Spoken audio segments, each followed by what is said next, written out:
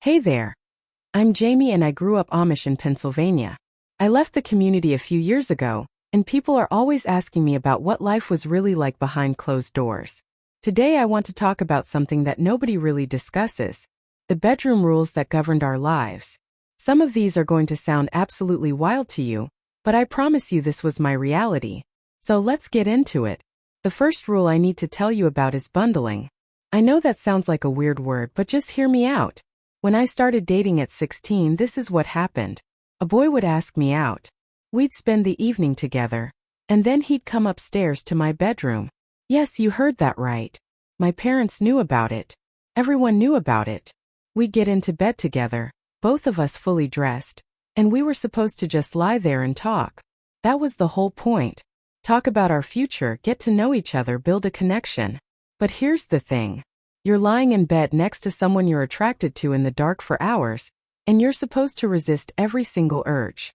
They told us it was about building character and self-control. Honestly, it was one of the most difficult things I ever experienced.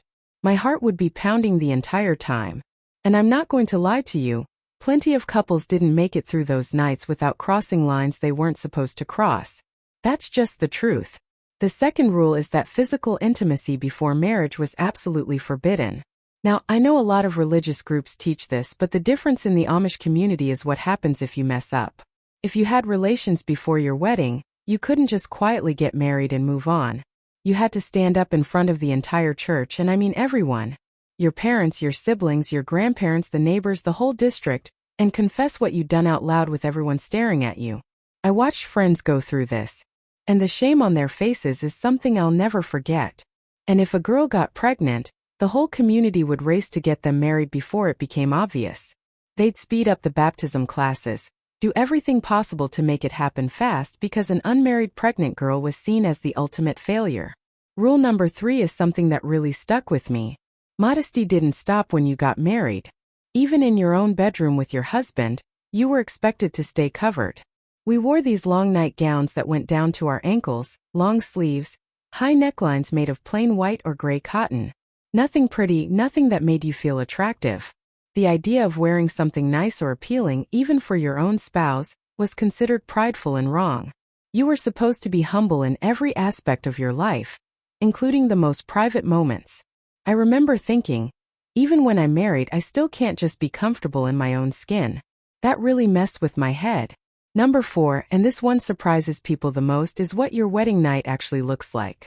There's no romantic honeymoon, no hotel room, no getting away together. You get married during the day. There's a big meal with the community, and then that night you sleep at your parents' house. Your bride's parents' house specifically. Your family is right down the hall. And the next morning, you're up at dawn helping clean up from the wedding, sweeping floors, washing dishes, putting away tables and benches. For the next few months, your version of a honeymoon is traveling around to different relatives' houses every weekend, staying overnight with them, and collecting wedding gifts. So, your first experiences as a married couple are happening with your parents in the next room or your aunt and uncle or your grandparents. There's no real privacy, no time to just be together and figure things out on your own. Rule 5 is something I heard about from people in stricter communities than mine. Some groups have what they call a waiting period after the wedding, 3 days where the couple is married but not supposed to consummate the marriage. I talked to a woman who went through this and she told me those were 3 of the longest days of her life. You're finally married, finally allowed to be together, but you're still supposed to wait. The reasoning was that it proved you were marrying for the right reasons, not just because of physical attraction. But think about the pressure that puts on the 4th night. Everything's built up. You've been waiting and you're supposed to just know what to do. Number 6 really affected me personally, and that's the complete absence of any education about intimacy or our bodies. We learned nothing in school. Our parents never sat us down and explained anything. The entire subject was considered too shameful to discuss. You were expected to figure things out by watching animals on the farm and maybe picking up whispers from other kids your age. I went into my late teens barely understanding how my own body worked. When you finally do get married, you're supposed to just magically know what to do, but nobody prepared you for any of it. The confusion and embarrassment I felt is hard to put into words. And I know I wasn't alone. So many of us struggle because we've been kept in the dark on purpose. The 7th rule is about what happens when someone breaks the sexual rules in the community. If there's adultery or any kind of inappropriate behavior, it doesn't stay private. The person has to confess in front of the church. The ministers and elders ask you questions, some of them very personal and uncomfortable, and then you stand there while everyone knows your business. The whole point is public accountability and shame. But what it actually created was a culture where people hid things because they were terrified of that humiliation. And when serious things happen, like situations involving abuse or manipulation, victims often stayed quiet because they didn't want to go through that process. The community would handle it internally. The person would confess and be disciplined, and then everyone was expected to forgive and forget. But the hurt didn't just go away. Living with these rules year after year did something to me. There was always this feeling that anything related to your body or natural feelings was something to be ashamed of. You couldn't talk about it, couldn't ask questions, couldn't be open, even with the person you were supposed to spend your life with. Everything was wrapped up in secrecy and guilt. Even normal, healthy things felt wrong because that's what we were taught.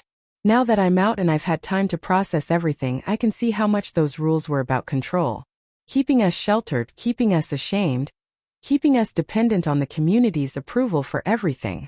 Walking away meant having to unlearn all of that programming and figure out who I actually was underneath all those layers of rules and expectations. If you grew up in a strict religious environment, you might understand what I'm talking about. That feeling of finally being free, but also feeling lost because the rules were all you knew. It's a process, and some days are harder than others. But I wouldn't go back. I hope this gave you a real look into what life was like for me. A lot of people romanticize the Amish way of life, but there are sides of it that are really difficult, especially for women. Thanks so much for listening to my story. If you want to hear more about my experiences, let me know in the comments.